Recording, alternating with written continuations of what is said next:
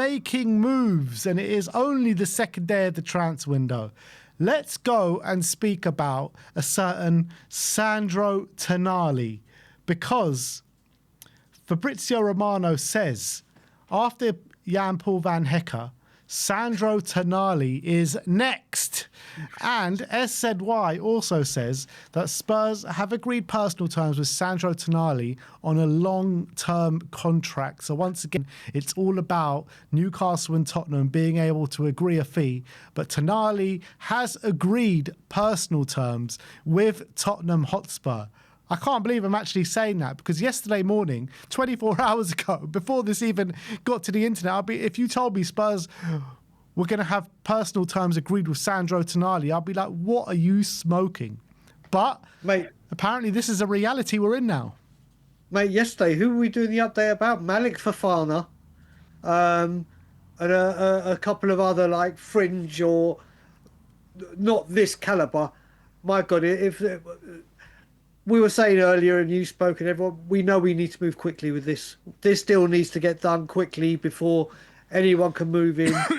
If Romano's right, and SZY with the he's agreed a long-term contract, Spurs, you get a wriggle on, because if we announce this week, next week, he's coming, Jesus Christ, this team is going up levels immediately. I mean, look at that smile on your fucking on your boat, brother. Look at that smile on your boat. It's just literally, this is dreamland. A Tonali coming in will be dreamland, revolutionising the midfield. It will be for substantial transfer fee, substantial wages, and then it'll be just carry this on. This will be the transfer window we never ever want to end. I know, but you know what? Even just Tonali and Van Hecke and Senesi and Robertson, it's still nowhere near enough. We still need so much more. We still need so much more. So Romano has just said something else out, saying that Tottenham are now set to open club-to-club talks with Newcastle for Sandro Tonali. Tonali is keen on the move. So this is a moving situation, people. Jeez, mate, it's gathering pace all the goddamn time. But you know what? I've seen a lot of people on social media. The tweet I put, I've been engaging with everyone that put a message on and everything, and they're saying, "Go get a game changer. Go get for this kind of money. Go get a game changer." And I understand what they're trying to say, but for me, Tonali for our midfield is a game changer. He may not be a game changer as in, oh my God, he's going to make something happen like a flair player, but what we've had to deal with, what we've had in our ranks. This guy comes in and changes the way we can play in the middle. If we're playing out from the back, whatever, that he can come. I think he is a total game changer for us in the quality we have. So this gather paints and he comes through the door. A lot of teams in the Premier League will be like, oh my God, Tottenham finally might actually be flexing their muscles. Should a Tonali come through the door as well? But Tonali is the real game changer here, because Van Hecke to Romero, I mean, I don't think the quality difference is that much. In fact, Romero, just as a football player, might be slightly ahead of Van Hecke. Whatever you believe in, the quality's not that different. Senesi is a game changer in terms of for the squad, and Robertson is good for the squad and a game changer in sense of that we haven't had a backup left back in so long. But Tonali, what he represents is a massive, massive, massive upgrade in the starting 11. So I think that if of all the transfers that we've been speaking about so far, this one really moves the needle for me. I think it is a fantastic signing if we can get it over the line. It will do. I mean, if we look at everything you say, what I will say with Van Hecke, or Van Heck, we're going to have to learn how to say it, is he may not have certain attributes Romero has, but we used to wax lyrical all season about his progressive passing. Van Hecke's passing is far better than Romero. We were talking about that as one of his best qualities for what we wanted to do. Robertson, one thing he brings in is a player that has won everything at club level for his club, for Liverpool. Like everything he could possibly win, he's won. We haven't had that. What Tonali just brings is the swagger, the confidence, the Spurs actually going and slapping this kind of money down and bringing in a player of this quality, of this magnitude, and at this age as well. When we spoke earlier, you were talking about this being as big as when we signed Van der Vaart. That, like you said, he was at the top of the mountain on the decline. This guy is about to go into the ascendancy, and you look at that midfield that we have now without anyone else coming in. He's our best one immediately. But you look at who he could play with. He could be great with Bentancur. I think, mate, possibly even at times if he wanted to go attacking. Can you imagine him sitting in midfield and having Simmons and Maddison ahead of him? If we decided to go, right, we're not going to play two holding or double pivot, whatever word you want to use, but we're going to use a double pivot attack minded. It just gives so many options. I think, please God, this comes through. It does put Paulinho to bed. I would imagine. But this player is a wonderful footballer. Obviously, he's had his off the field issues with gambling and whatnot. But as a footballer and on his day, he can control a game of football. He really can, and it's just mate. And then Porro charging down the right, it will take shape. You will see a shape being built within this football club. A long, like we said, long way to go. The winger, the striker, ball playing midfielder, and then we start talking. But this would be a crown jewel. It really would be. And again, I just can't believe that we're actually trying this hard for basically someone who sees themselves on a similar level to us right now. You know, I don't remember the last time we've gone to a club like Newcastle and just been like, you know what, we're going to take one of your best players. Like, that is a proper big club move, what we're trying to do right now, if we're going to do it. Yeah, I mean, you look at it, I'm trying to think now. We went for Wanyama when he was at Southampton. Remember, that was just after Poch left, and Southampton were around 8th, 9th. They were with Koeman and whatever. But we went and took a Premier League midfielder. Maddison had already been relegated. Obviously, these midfielders, we've not gone in for a big signing and a midfielder that comes in and will immediately lift the levels of our midfield plus our club to a massive new high, and it will make the Premier League, like I said, it will make the Premier League think, uh-oh, Spurs might actually finally, after all the mouth and all the noise of we won't pay the fees, they're going young, they're doing this will be a rude awakening for a lot of teams. We're coming, people. We're coming. Hopefully. I don't know if you saw, but Luke Edwards of The Telegraph did a update about an hour ago saying that Newcastle expect bids for Tonali with Tottenham interested and 100 million price tag. However, Newcastle still view Arsenal as favourites and believe Spurs links may be aimed at flushing out Arsenal. So basically thinking that Spurs are being used as a decoy for an Arsenal bid or to raise the price for Arsenal. We've been there. But Romano has said that is completely untrue. And these Spurs links, well, he's suggesting that these Spurs links are very, very credible. And this is the direction it's moving in.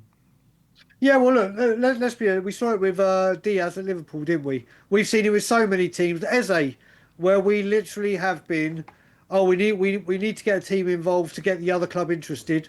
All right, Tottenham are the insurance policy. Just go and put some noise out about Tottenham. Tottenham will do whatever, and then we'll just come and steal the show, and Tottenham will be standing there with their trousers around their ankles and just be like, what the fuck's this gone on? But like you said, I don't blame anyone that's thinking that, even myself included before we did this update, was still sceptical, like, yeah, I just can't see it. We've been here, done that, got the T-shirt. But Romano's batting all of these away. Like you said, the long-term contract for what you said, club-to-club talks, that's the worrying part with where we go in. We got Van Hecker done. Obviously, this is a lot more money, and we'll need to move a lot more quickly because as soon as Van Hecker said it's Tottenham and only Tottenham, that killed. We had our own time to get it done. This will need to be a very quick mover because the two teams you've got linked next to him they won't mess around. True. They won't mess around at all, will they? No, they won't, but it's a very positive step, that's for sure, agreeing personal terms with Sandro Tonali. But it does not stop there, people, because we have got more to bring to you today about more transfer news. And we are going to talk about Savinho. And Fabrizio Romano has posted on Savinho, and he says, Savinho remains a strong possibility for Tottenham with conversations still ongoing between Spurs and Manchester City. Savinho sees the project as even more ambitious now that Roberto De Zerbi has joined the club. So, you know, it all went quiet on Savinho, but talks are still ongoing in the background. Spurs working on multiple deals all at the same time. Savinho, Van Hecke, Sandro Tonali. What is going on and what has become of my football club? I have never seen this. So many deals all being done at the same time. What is going on? Mate, Spurs are learning how to multitask. Who'd have thought it? The last time I remember these deals, people will remember we lost 4-0 to Fulham in an FA Cup game years ago when we were, I think still might have been Martin Yeo, it may have been AVB. But we went on, after we went out on this game, it was on deadline day, on the day before deadline. We put a bid in for Aguero at Atletico. We put a bid in for Andy Carroll, Giuseppe Rossi, and there was one other. And funnily enough, they were all undervalued and all not happening. But Spurs, I can't remember the Spurs moving like this. And again, Van Hecke's in. Get a Tonali or a Savinho in as well. And then the next rumours that are coming in, they'll be like, oh, wait a minute. This could be genuine. They are moving, and they are targeting the Premier League, aren't they? They are targeting Premier League experience. They are targeting, I wouldn't say sure things, but ones that have been here and have actually shown they can handle it. And God knows, mate, do you know what? It might be a very enjoyable season next season. Let's keep getting these deals over the line. Well, let's get these deals over the line. Savinho and Tonali. And let's go get a Garassi over the line. Come on, I want to see Garassi's name pop up next from Fabrizio. Mate, I think I'm going to start having to drink loads of Monsters again or energy drinks and forget taking sleeping pills and just stay up 24 hours a day, work my shift and do all the Tottenham stuff. It's gathering pace. Again, at the moment, we've got to pinch ourselves and hope these deals get done because we've been there, done it, got the T-shirt. But 3 in already. Dreamland. 3 Premier League ready and looks like, I mean, mate, you might be doing another late night update tonight. Maybe. Let's hope so. The way this is moving. But go on, what was you about to say? I was just about to say there's been more information on the Van Hecke situation, and a reliable journalist out in Holland, Juice Blahoff, says Van Hecke knew very quickly that he wanted to go to Roberto De Zerbi and Tottenham Hotspur. He is making his dream transfer a reality. The Netherlands international had already made his choice before the World Cup. So this is what we want. We want players that want to play for Tottenham Hotspur. And I think you can actually tell more when you're not in Europe than when you're in Europe who actually wants to come and join you. Yeah, but I will say, Ben, what you said on that as well, if you read that again, the very first thing you said is this deal with Roberto De Zerbi. If Roberto De Zerbi had been at Liverpool, if Roberto De Zerbi, wherever Roberto had gone, of course Ryan's trying to call me, wherever De Zerbi had gone would be where Van Hecke was going to end up. We've heard how passionately, enthusiastically he speaks about him. So as much as he goes, he's made his dream move come true. His dream move is to be reunited with Roberto De Zerbi. The fact is that Tottenham is a massive bonus for us. But wherever Van Hecke had been, De Zerbi had been, that he'd be saying exactly the same thing. So this deal is totally and utterly all about De Zerbi. Yeah, you're right about that. And I've got one more, last but not least, and it's actually regarding Will Lankshear. There's been an update from Dan Bennett of Haters saying that Tottenham have turned down several approaches for Will Lankshear this summer already. Sporting are among the clubs in Europe keen, and several championship sides are interested in a loan move. Spurs likely to want at least 20 million before considering selling him. Is he a player that we should be selling? Or would you like to keep hold of him and do you want to draft him into the first team, another year on loan? Where's your head at with Lankshear? Well, I mean, with him being at Spurs this season, or sorry, the season coming up, I think depends a lot on if we only get one of Solanke or Richarlison out, then I can't. Do you keep him around as the third striker? Do you? I don't want Will Lankshear sold. I seriously believe there is a talent there, and I honestly want to see him flourish. I want to see what this kid can do. I wouldn't be opposed to him going to Europe and getting a loan. If he goes to a championship team, I'd like to see him go into a team that's challenging for the playoffs or promotion, because we see now well he did in a relegated team. I think there is some real promise in Will Lankshear. I think when we saw those videos of him back in training when he came back from Oxford, he'd clearly beefed up and he's a stocky, well put together lad. I want to see where he can go, and I want to see him in a Spurs shirt. If Spurs get two strikers in, then I think a loan would be best. But I really want to see him in a Spurs shirt. But I think this season may be a touch too soon. Yeah, and if we only bring in, let's say Richarlison goes and we bring in one striker, that let's say for argument's sake it is Guirassy. Mm-hmm. I would bring in Will Lankshear as the third striker because we know Dominic Solanke's injury record, and can we actually trust him to stay fit for the season? So even if he comes in as third striker, he might see a significant amount of game time because of the Solanke situation. No, you do raise a very, very good point there. I just think I'd rather see him, like if we send Mikey Moore out on loan. He's had such a good season. We look at what's going on with Vuskovic, where he's gone up and up and up. I don't want what happened, that he has a really good season, then he's stagnating at Tottenham, where he's not getting regular minutes and his progress doesn't flourish. I think another loan move. But I understand exactly where you come from. But for 20 million, I wouldn't sell him. I really think we have got a striker on our hands. And if we get a Guirassy, that gives him the time, or a Vuskovic, it gives him that time to develop and then say, right, you're coming to the first team. I don't want him gone. I think Sporting Lisbon's interesting, like when you look at the build of Gyökeres or whatever, and they flourished off him, didn't they? So yeah, it could be a very good move. Yeah, absolutely. So I really like Will Lankshear.